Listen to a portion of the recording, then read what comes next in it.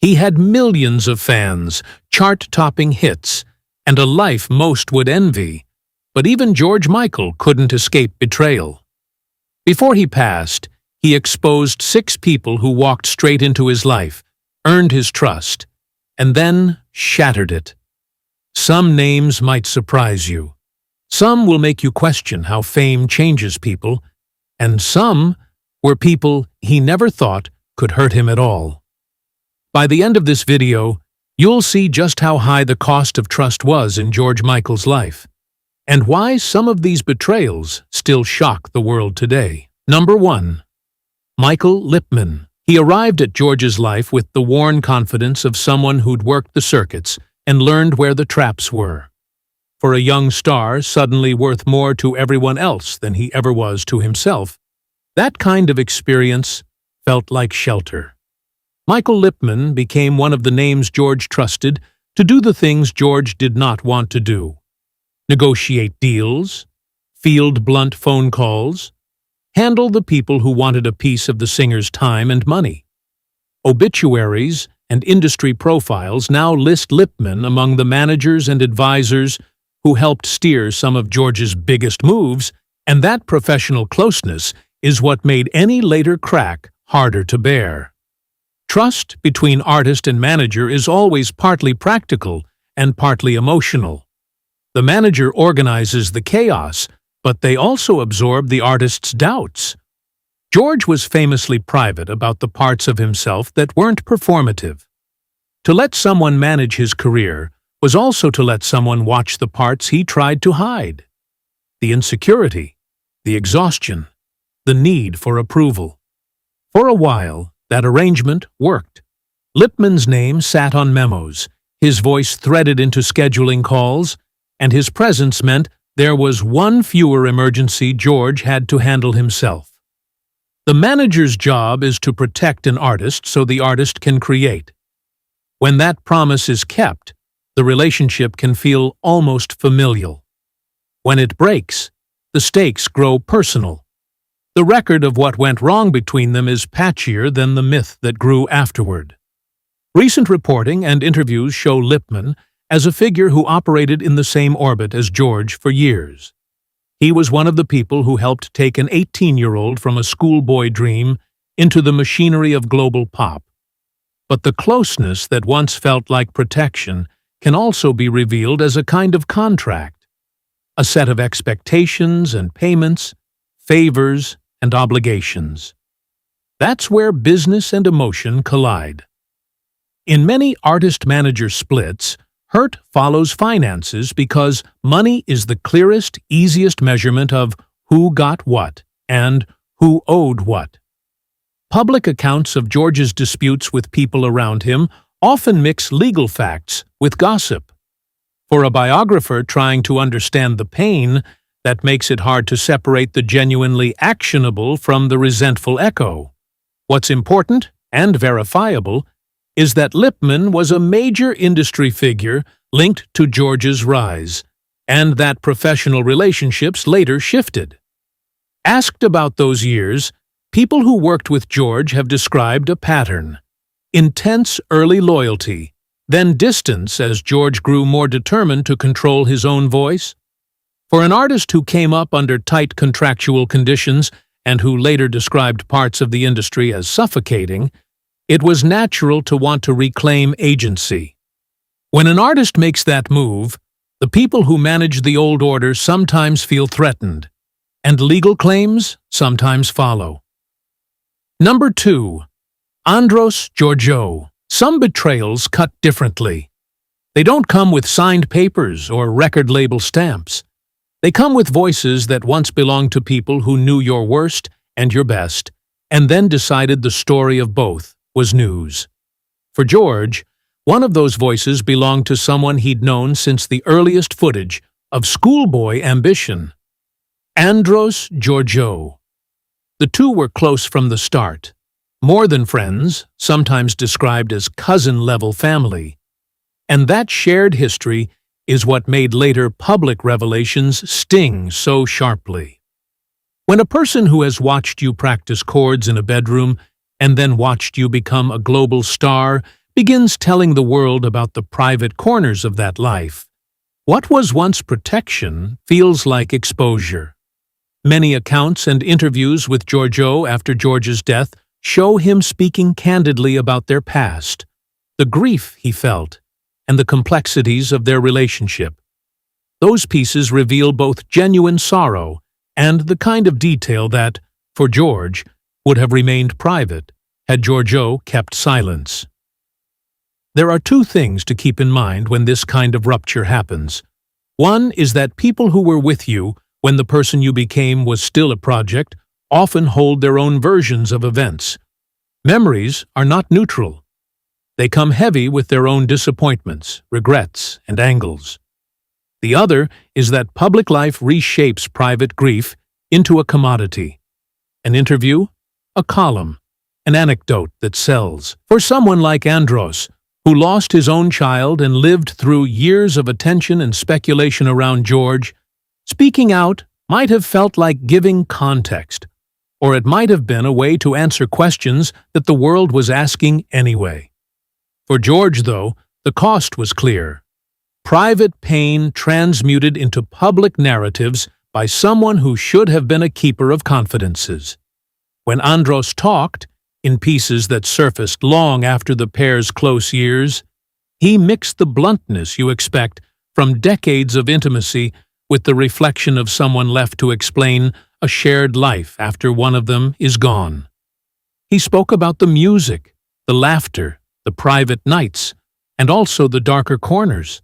Addiction, loneliness, the creeping distance fame builds between the self and the people who remember the child behind the persona. Those remarks were sometimes presented as attempts to interpret or console. Other times, they read as a bid to set the record straight. Either way, they exposed a truth George had tried to protect, that those who loved him before the lights learned, too late, that their own hurt could look like revelation when aired. To be betrayed by a childhood friend is not just to lose someone who knows your past. It is to lose the sense that there was at least one person who would refuse to trade shared memory for an audience.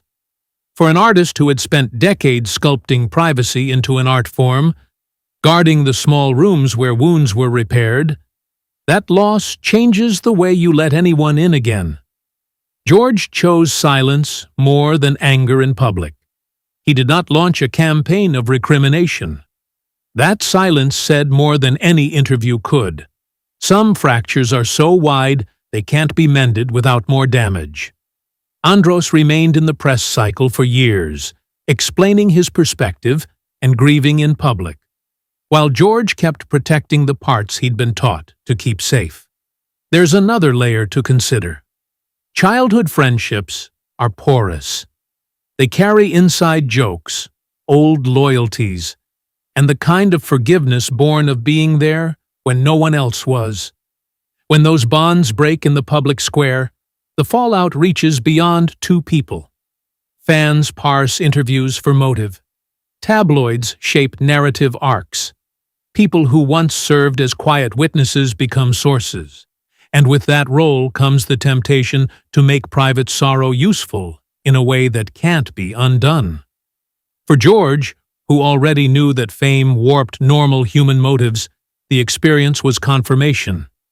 If someone who knew him before the world wanted applause, or catharsis, or justice, or answers, then no inner circle was safe. The result is that trust gets rationed. After a betrayal like this, an artist tightens the screws on who gets access. It's not only self-protection, it's survival. George kept making music, kept giving his best, but he withdrew in ways the public could sometimes notice and often miss. To those who only watched the headlines, it might have looked like distance. To those who loved him in the small, patient way of true friends, it was a wound that changed the shape of his life. A reminder that the people who know you earliest are sometimes the ones with the clearest power to hurt you the longest. Number 3. Sony Music Entertainment. The fight with a record company reads, on the surface, like a legal drama. Contracts, judges, precedent. Underneath, it's more elemental. It's about control. The one thing an artist needs most when the rest of the world wants to package him. George Michael's dispute with his label was not a quiet disagreement over promotion. It became a headline moment about what the music business asked of its stars and what an artist could demand in return. He took Sony to the High Court, accusing long-term recording arrangements of tying him into conditions he described with a language that shocked the industry at the time. He called it professional slavery. The case, heard in the early 1990s, ultimately did not win him the relief he sought, but the argument itself cracked the surface of how record companies and artists were expected to coexist. The legal files and later analyses are clear about what was at stake. Control over how music was marketed, the freedom to step back from the image machine, and the question of whether an artist could avoid being treated as a perpetual commodity. People who study these disputes point out that the system was built to balance risk. Labels invested big sums in careers. Long contracts recouped that investment. But for artists who had become global and then discovered that their contract still held them to obligations they no longer wanted, the arrangement could feel like a trap. George had moved deliberately away from the sex symbol image after Wham, and he refused to play the promotion game with his second solo record. That decision, he argued, prompted the company to withhold support, a punitive strategy that, if true, left the artist stuck. The court was not persuaded that the arrangement was an unfair restraint, but the case resonated widely, partly because George framed the argument as moral as well as contractual. Calling a legal situation slavery forced a conversation the industry could not quietly ignore. Number 4. Rob Kahane. If the business and the childhood friend taught George to be cautious, another kind of wound came from someone whose role should have been straightforward. A manager who later spoke publicly in ways George would not have chosen.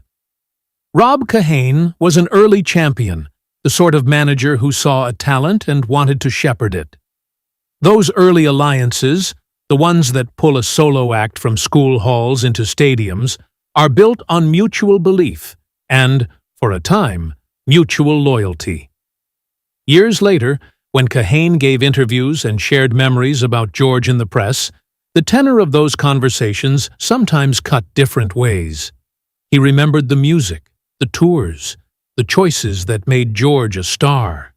He also reflected on the darker periods, the legal battles, the heartbreaks, the depression.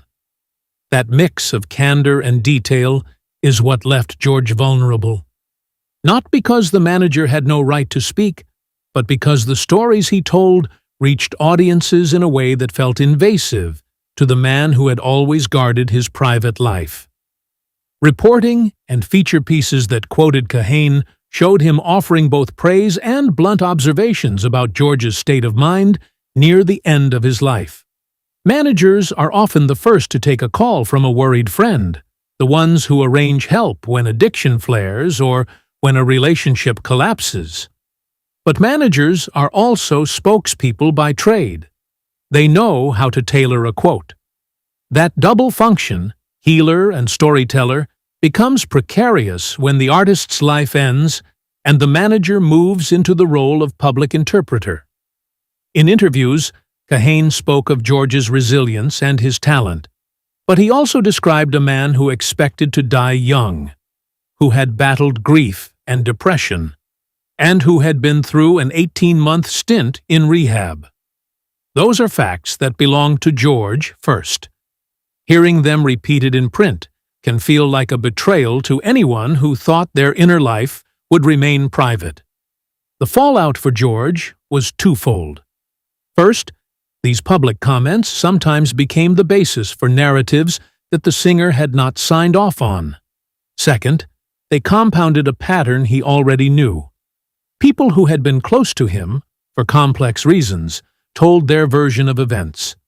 For an artist who had spent his life controlling what the public saw and heard, the idea that an old manager could become a commentator on his soul was hard to accept. It widened the gap between memory and ownership. Managers are meant to protect careers. Some take that job beyond the deals and into the archive of a life. When they do, they sometimes forget that not all stories want to be told. Still, it's worth adding that Kahane's public remarks often came from a place of concern and reflection, rather than exploitation. He had stewarded George at crucial moments, and he spoke about a belief in the artist's creative gifts. But that nuance was easily lost on the person whose trust felt violated. For George, who had already guarded himself from the machinery and the gossip, another voice publicizing details about his emotional state was one more reason to tighten boundaries. It's a pattern that repeats in the entertainment world.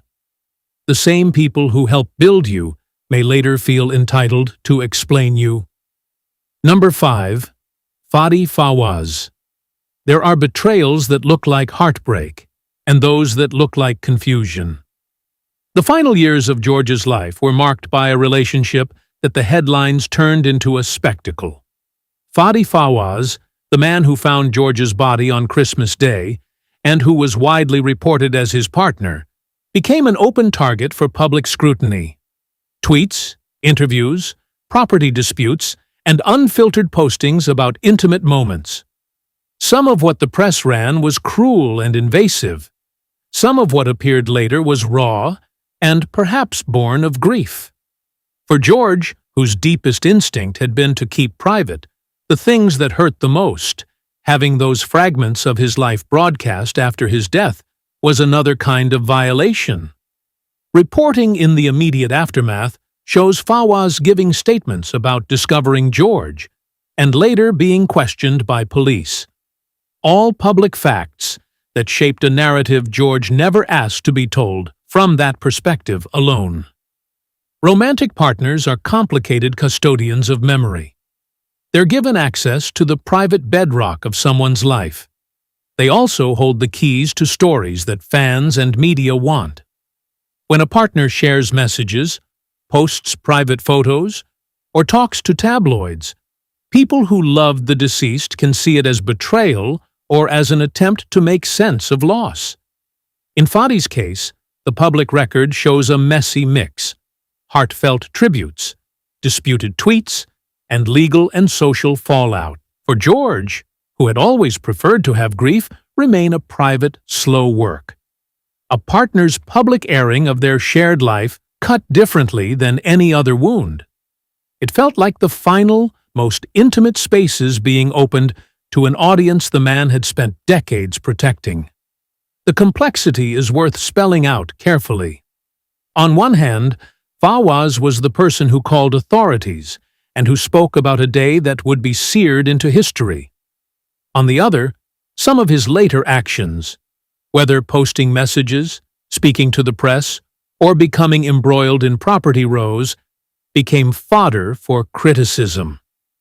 Investigations cleared him of criminal wrongdoing related to George's death, and yet the public appetite for answers meant every private artifact was sifted. When people who loved George saw personal communications or possessions made public, it widened their sense of hurt. This was not just about what had happened in life, but about how the record of a life was being managed after it ended.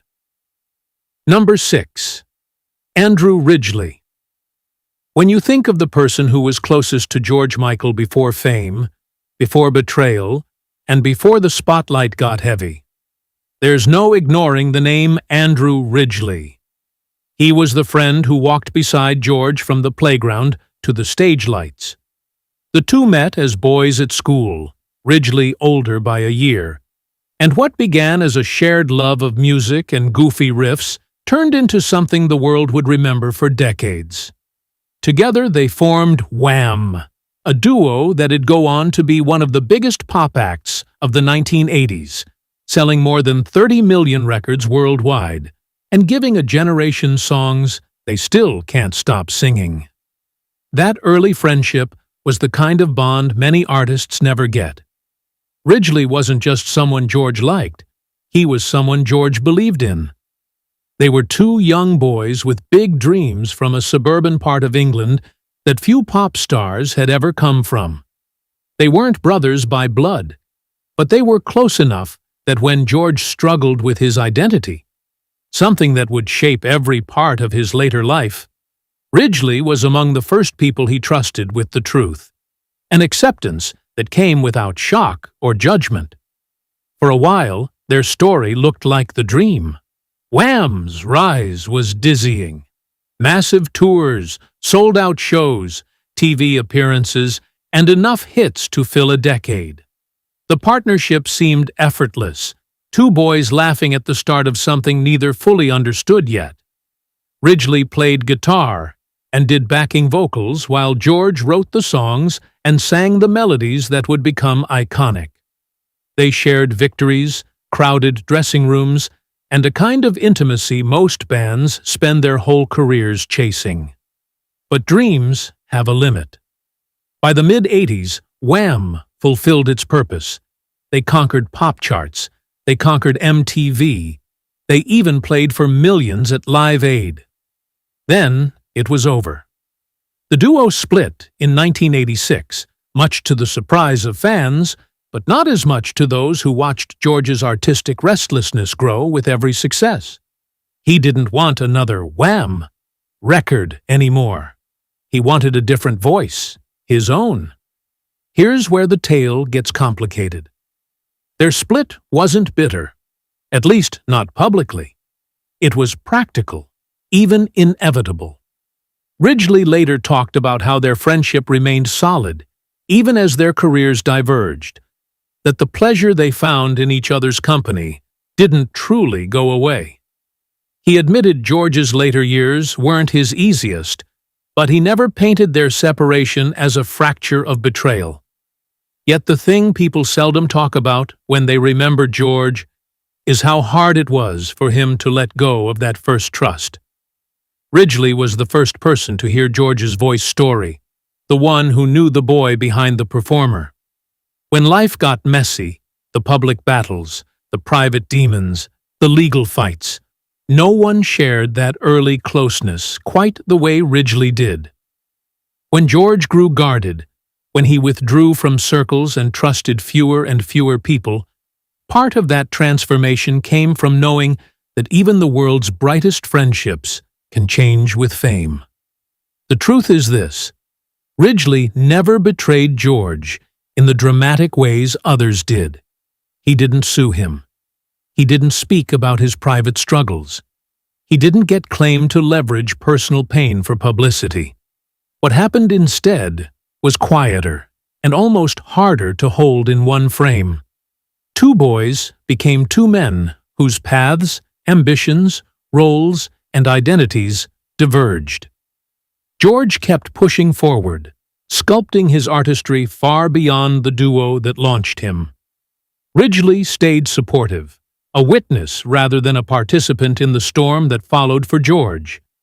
That's why it's fair to call Andrew Ridgely both a treasured source of trust and, retroactively, an example of how trusting even the closest old friend can become complicated. Not because he stepped out of loyalty, but because life and fame stretched their relationship in ways neither could have predicted at 12 years old. In the end, George honored that bond. Ridgely was one of the first people to publicly mourn him when he died in 2016, tweeting that he was heartbroken at the loss of my beloved friend Yog. If this story gave you a new look at George Michael's life, make sure to hit that like button and subscribe for more stories about the real lives behind the music. Share your thoughts in the comments. Who shocked you the most in George's circle? And as always, stay tuned for the next chapter behind the legends you love.